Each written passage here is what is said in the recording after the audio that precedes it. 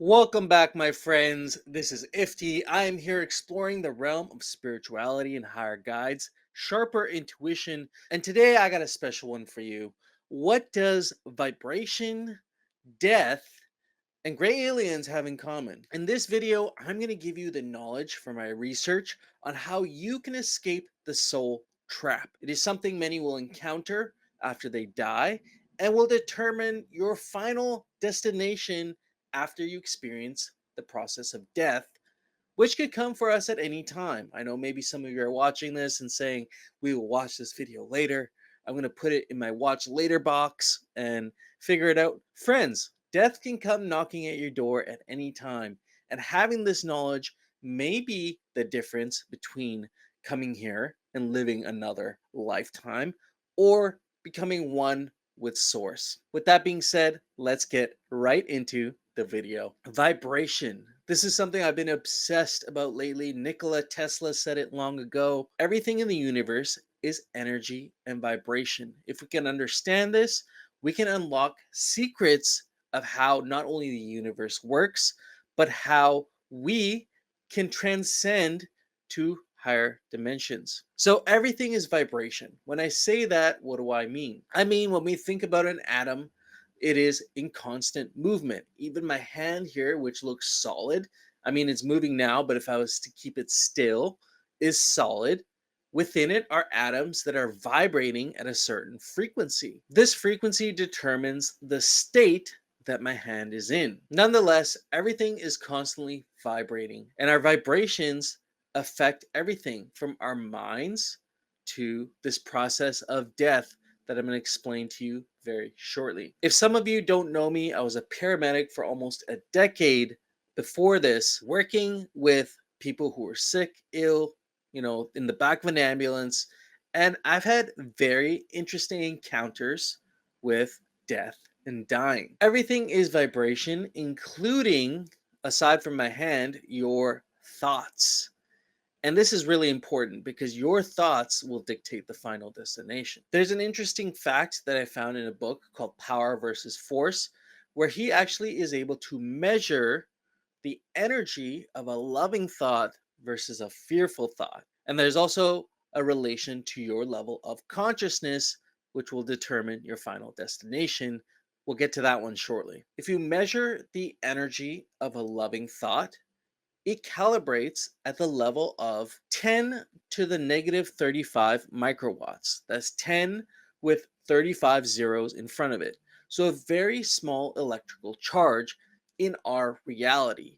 That being said, we deal with subtle forces when we're talking about energy and vibration in relation to consciousness. So this could actually be a very large number. Now, when we compare that to a fearful thought, and that calibrates at 10 to the negative 750 microwatts.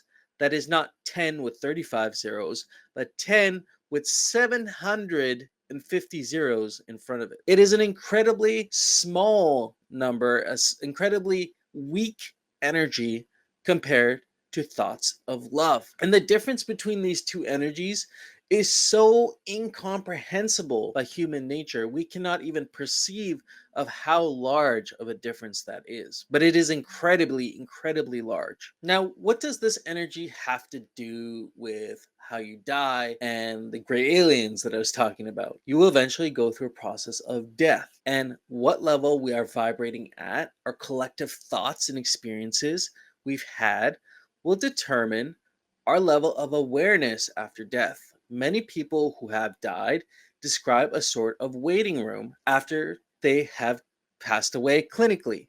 And I've experienced this firsthand in the back of an ambulance where I've actually revived people from the dead. I could count about a dozen experiences of someone who had clinically died in my ambulance for a number of minutes and up to even 45 minutes in one instance, and coming back to this reality and experiencing something similar to a waiting room. In this waiting room, many people have spoken about encountering other beings and not necessarily the type of beings you would expect. Many people were almost convinced to go towards the light, and I'll talk about that in a second, how the light is also not what you think it is. People would describe this waiting room and then they come back into this reality, not knowing what they experienced. There is a theory that's been circulating that I've been looking at around the idea of the serpent. It is a archetype that we've seen permeated through all religious texts.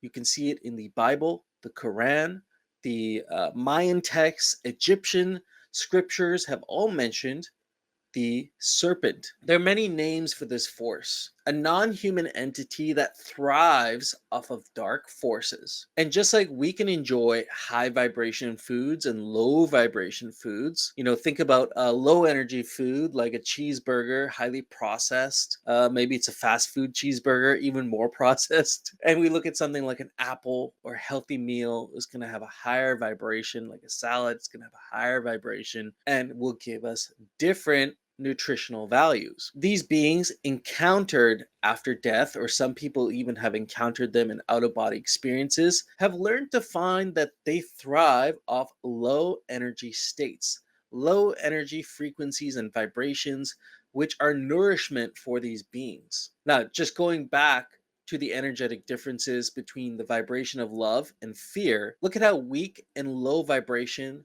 the fear emotion is compared to the love emotion. And when you look around us in this reality today, what does the media, what does the government, what do all these agencies, alphabet agencies, what do they perpetuate in society? Primarily fear. We have become a fear based society where many people are living in a constant state of fear. And this fear that gets generated with these people, they actually nourish these beings with low vibrational food. Many of these beings are part of this reality and are interwoven into our reality, but we cannot see them because we live in a very narrow band of wavelength on the light spectrum.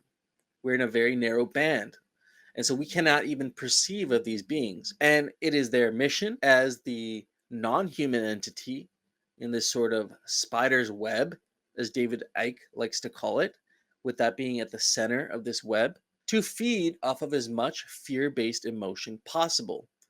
And you could say there's a buffet for them going on the planet right now. But what does this have to do with reincarnation and death? There is a recent video that came out on another YouTube channel that I love called the Y Files, where they touch on this aspect. These non human, malevolent entities, obviously not looking out for our best interest, have figured out a way to intercept the human death experience and are able to, if your consciousness is at the low enough level, to nourish them and for you to believe what they're going to say. You will naturally believe what they're going to say because you're going to resonate with their vibration, that low energy vibration, to kick you back into another human experience, making you believe that you're going to be walking towards a higher dimension, a higher spiritual realm, the light, which may lead you off the path back into our reality, carrying the same karma that you carried from the previous lifetime. Now, it seems a little bit out there, but it is undeniable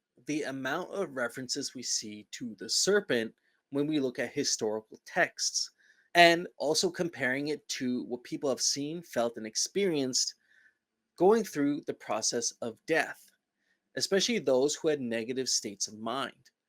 They describe being carried away by dark shadows or dark figures, and are in honestly a very terrifying experience. Now, contrast with the emotion of love and the energy of love that I spoke about earlier. Much more powerful, infinitely more powerful. But how much love do we see in the world today? Not very much. And honestly, this is not very nourishing for these beings either.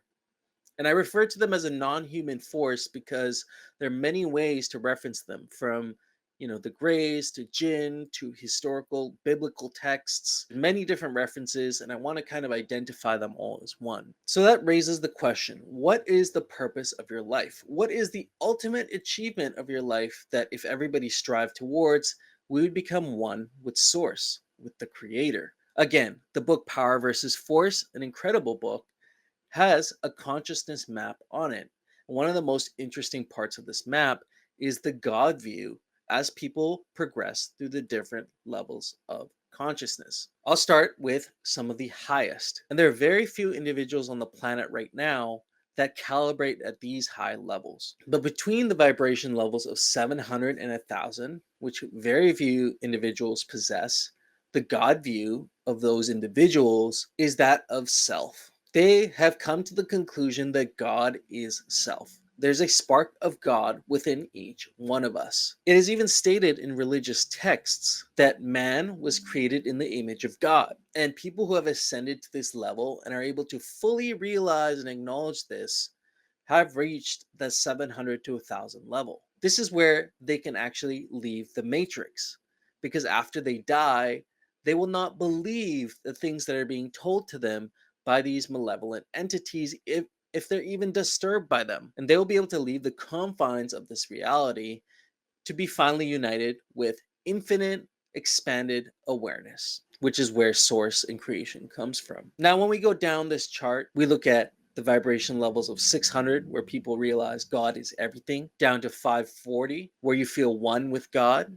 And this seems to be a goal for many religions, to ascend to the level of feeling one with God. And then when we go below the level of 200, that's when things get a little dark and delicious for these entities, these malevolent, non human entities. And we can see this reflected in the God view as well. For example, when you're vibrating at the level of 150, the God view is typically that of God being a vengeful God. And when we drop down to the level of 50, we see the God view of condemning. God is a condemning being. These lower level identifications with God are what I consider the trap. And when you leave this reality, this very limited human perception, with the God view of the lower vibrations, you become easy prey for non-human malevolent beings that will be able to harness your power, the power of your soul, and make you re-enter the matrix, which is this 3D version of reality that we're living right now. Something my father used to tell me growing up is that life is a test. And really, that is the test, in my opinion. And it's all sort of clicking into place for me now. This limited human experience we're living right now is a test. How high can you raise your vibration?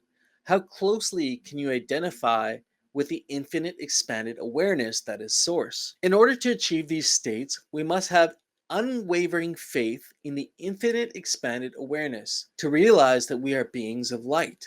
Literally. And quantum science is actually explaining this and has explained it for decades now, actually, that in fact we are not particles but rather projections of a wave. And when you look at the atom itself, vast majority of atoms are consisted of what we call empty space. Now, another thing to keep in mind is if you're still in the process of raising your vibration, if this is one last message, if this is the last message you will ever hear in this realm, I say beware of the waiting room, guys. Now, I know there's a lot of negative things going on in the world today, and it makes sense if there's a non human entity at the center of it. Their goal, their mission is to generate as much fear based emotion possible to continue nourishing their level of vibration. We must move beyond this. We must learn to love each other. Make it a goal every day to express love in one way or another. Because raising your vibration will not only have immediate effects in your life, raising your vibration levels to that of love will also help you in the afterlife. I hope this was helpful for you. If you want me to get into some specific things I covered in this video today, I know I went through a lot, leave them down in the comments below, and I'll see you on the next one, friends. Peace.